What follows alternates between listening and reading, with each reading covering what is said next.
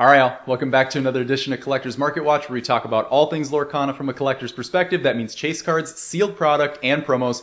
And y'all, it's an absolutely exciting time to be in the hobby right now. Whether it's news that's coming out, new sets coming out, new product, all the above. We're going to get into all that and so much more in this episode. But y'all, before we do that, you know it would mean so much to us if you consider scrolling down right now and slapping that subscribe button. We do Market Watch content on the channel every Tuesday and pack opening content on the channel every Sunday and every Thursday. Also, make sure to go join the Discord. Link is down in the description for that, whether it's your fire pulls that you want to show off, talking about the hobby from a game perspective, collectability perspective, we want to hear it all. Go join us in there. Again, links down in the description. And with all that out of the way, let's talk about some of the new news right now, starting with Whispers in the Well, which is now officially on TCG Player.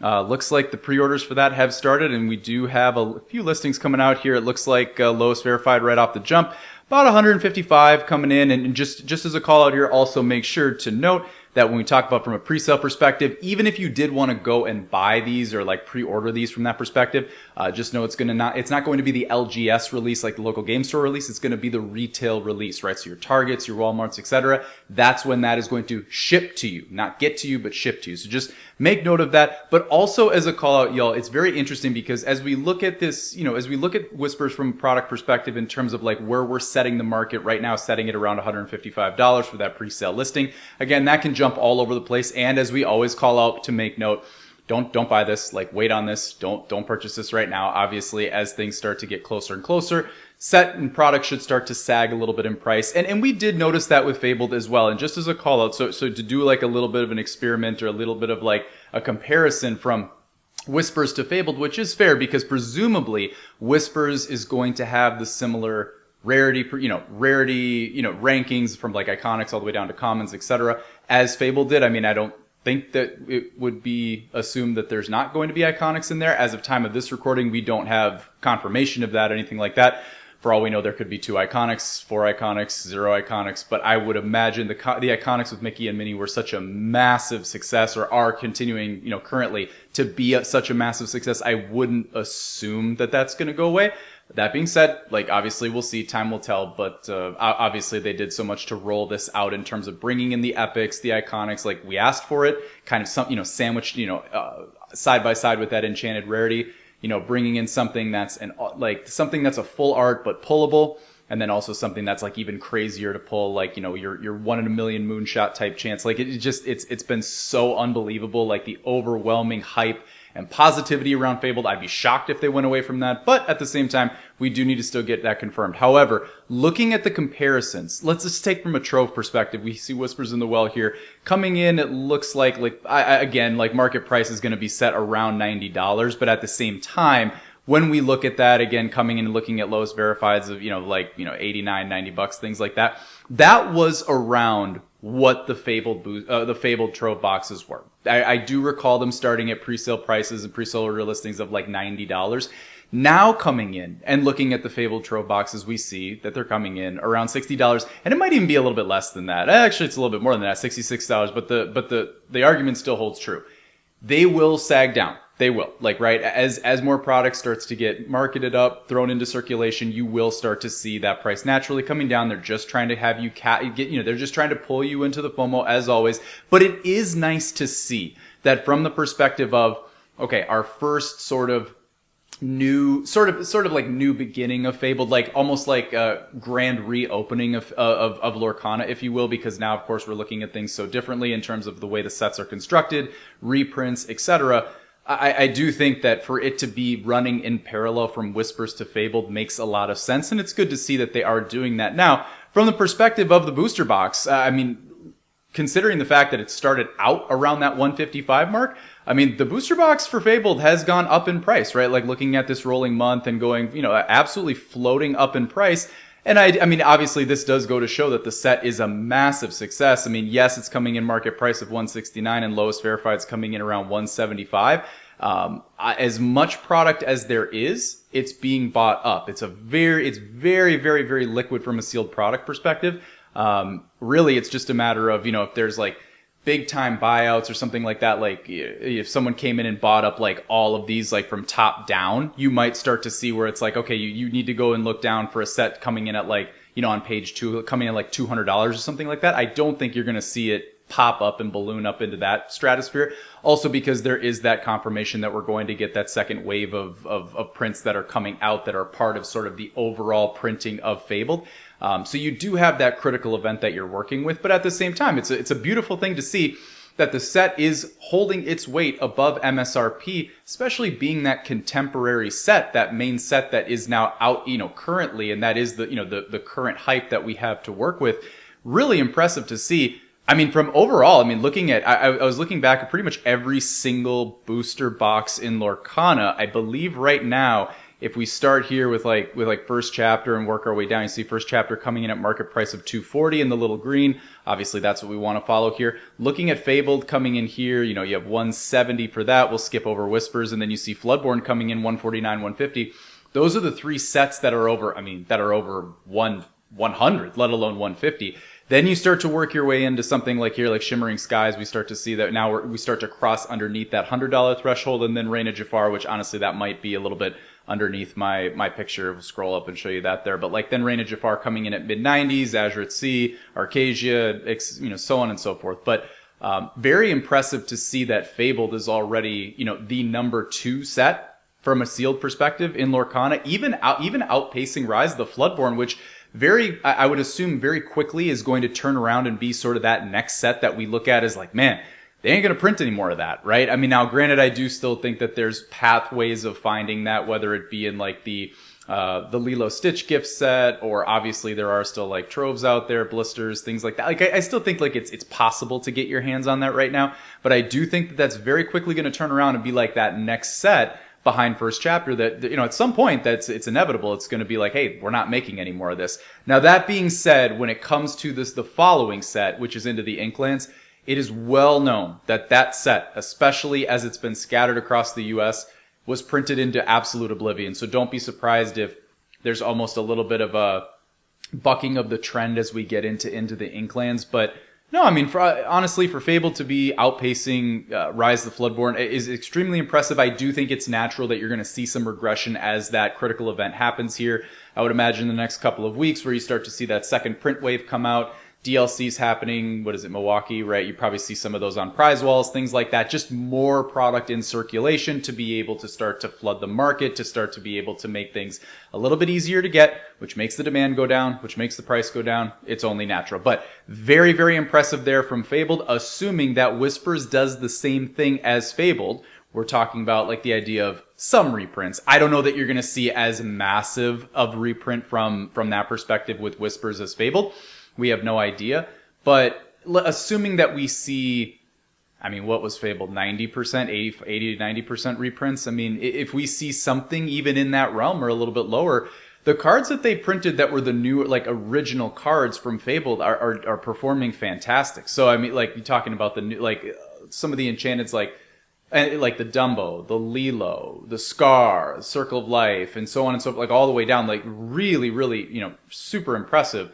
So, for Whispers to come out and do something similar, you would think that it would have a lot of success, and it'll be interesting. What I'll be looking out for as well is, are we going to have sort of that staggered release as we also look towards things like the Elsa gift set that's going to be coming out October 3rd, the collector's set, things like that? Like, are they going to continue to stagger where we see those kind of secondary products, those special edition products, etc., for Whispers come out in, say, beginning of December, rolling into January? Because as we then look into the next set, which would be Winterspell, we still at time of this recording do not have any confirmation. All we have is Q1 2026. That can be anything from January to March. Huge difference. Like if they were to come out and say we're going to release this in January, that could be potentially indicative of like, are we going to start to get sets every 2 months? I seriously doubt you're going to see that. I think they just wanted to reset the clock here a little bit going into season 2 of competitive play, which is why you have this quick turnaround from Reign of Jafar to Fabled and then into Whispers in the Well.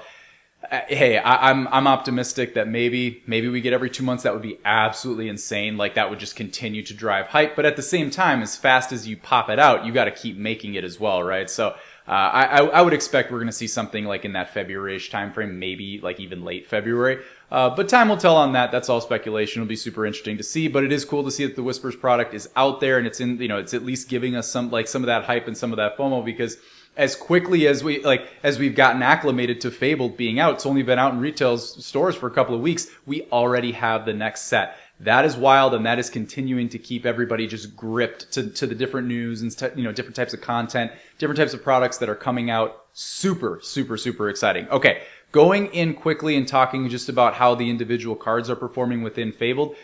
I believe from last week to this, pretty much the same.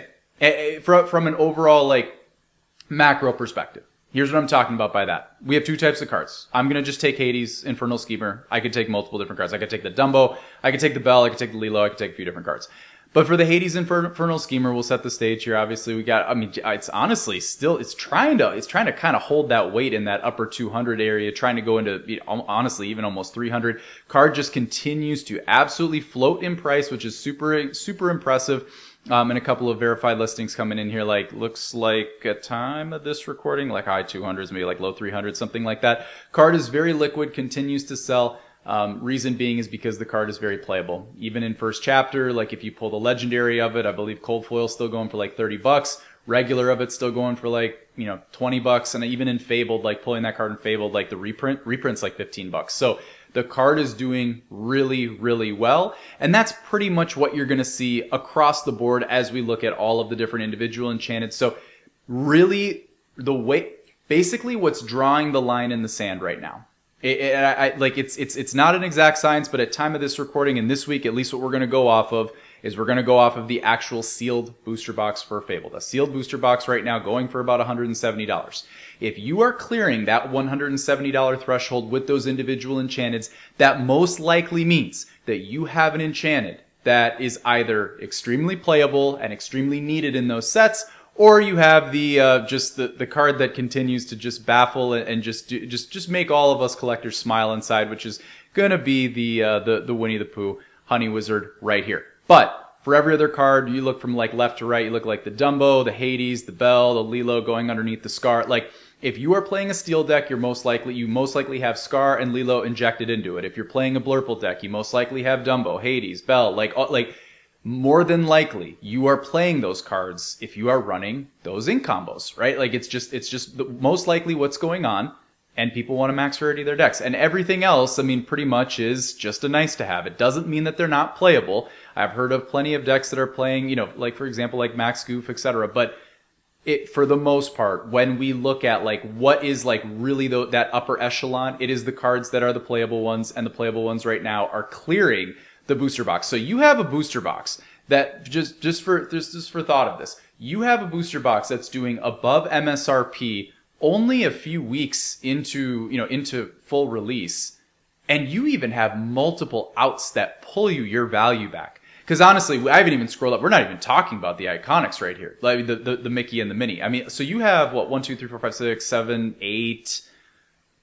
8 or 9 cards that fully pull your value back off a box that is above MSRP. Absolutely insane. And that's the kind of stuff that's going to keep the hype rolling. Let me tell you. So I can only hope that they're implementing the same strategy with Whispers as they are with Fabled, because Fabled has just been, for lack of a bet, it's just been a huge success. And it's been this wonderful breath of fresh air and this great rebirth for Lorcana. So super, super excited to see that.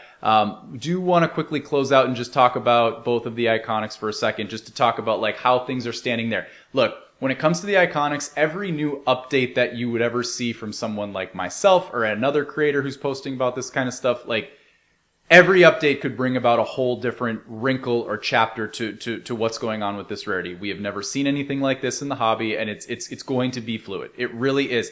And that fluidity is going to continue through Whispers in the Well, because assuming that there are iconics in there. Because as we, let's operate under the assumption that there are going to be 2 iconics in Whispers. Let's just say they continue the theme. What are those iconics going to be? I mean, obviously we know that something like, for example, like Zootopia, the second, the sequel is coming out, Zootropolis, if you're overseas, is coming out, right? So obviously there's been a lot teased with, with that IP, like Judy, et cetera. There's, that awesome, full art of Judy, with all the papers and stuff like that. I have always speculated that absolutely could be an iconic. I think that would be a really great way to capitalize off of the new property that they have coming out. The sequel to the current property that's coming out. I believe it's in November. That timing to me makes a lot of sense if Judy were one of them. At the same time, that does not mean that that's going to happen. Are they going to potentially do something like Lilo and Stitch? You would think that would happen in Winter Spell, since Stitch is kind of the cover art of that. But are we going to see, at what point are they going to drop the Elsa iconic bomb? I really do. I think / hope, probably a mixture of both, that they kind of hold off on that. I know that sounds like, to some people are probably like, why? Why would you wait on that? Because we don't need it right now. Everything is going so, the hype is so legit right now that we don't need anything we don't want to peak too soon, if that makes sense, right? We have such great things coming out. We have Pixar coming out then in 2026, and beyond. At some point, yes, we're going to drop that bomb, but let's at least give Spirit of Winter from first chapter, the opportunity to continue growing and to continue setting itself in the market before we come out with that. That being said, if they do Elsa and Anna in Whispers, what are you going to do? Hey, I'm sure they'll be incredible. That those cards would break the market and so on and so forth.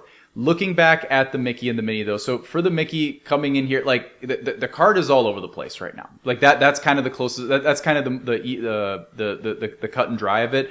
Right now you have a lowest retail coming in at lowest verified coming in about $13.50. But the thing is that they're not he's not. I don't want to say he's not selling, but he's not selling a lot. Now, some of this is because there's not a lot of them in circulation right now, because of course we're only a wave into the double wave of this fabled print. And then obviously the card's so impossible to pull. And then if you pull it, you might want to keep it, right? So only so many people are trying to get off of this card. There's only so many to go around. But I mean, look, man, going through here, you got what? One on the 12, you got one, one sold on the 12th, one sold on the 11th, two sold on the 10th. It's very few and far between, and I don't blame the seller for wanting to set the market at this price. I know that my LGS is selling one for $1,300. I think for right now it's very fair. I really do.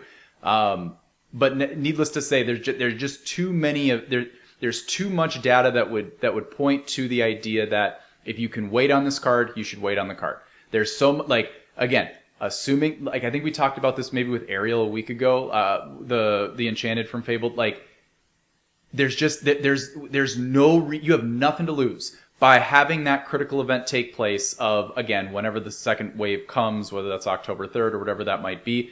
There's just nothing to lose between waiting for that, waiting for the Whispers hype. There's just nothing to lose by doing that, right? Aside from, I want that card in my hand and I want to look at it and hold it right now. So, again, if that's you, I get it, totally understand. And if you're trying to sell it, I also understand you trying to get off of it for the price that it's at. I understand. I don't see any reason. You don't have anything to lose by setting the market at that price. So I think we're at a little bit of a stalemate right now with the Mickey. The Minnie is a little bit more liquid. I mean, still kind of bouncing all over the place. But looking at the data for Minnie, I mean, a few more, are selling. And I think that really just comes down to the idea that it's just cheaper. I mean, I do think difference of the Mickey and the Minnie is $300-400, man. I mean, that in and of itself is a big Tamatoa or a Stitch Carefree Surfer or a Belle Strange but Special or, Cinderella, Ballroom Sensation. I mean, that in and of it, that delta in and of itself is a legit Enchanted. So I just think it just comes down to, I think it's probably a little bit more liquid just because it's probably just a little bit cheaper. Now, that being said, I have, for whatever reason, I think some of this is just hearsay, but I feel like all of the stories that I am hearing, all the success stories, I feel like we'll call it 2 out of 3. I feel like 2 out of every 3 success stories that I hear is a Minnie story. I feel like Minnie's being pulled more. That's probably not the case. That's just what I'm hearing. I'm only one set of ears. I'm sure everybody's got their different, I'm hearing it's Mickey's, and that's probably true. It's probably true.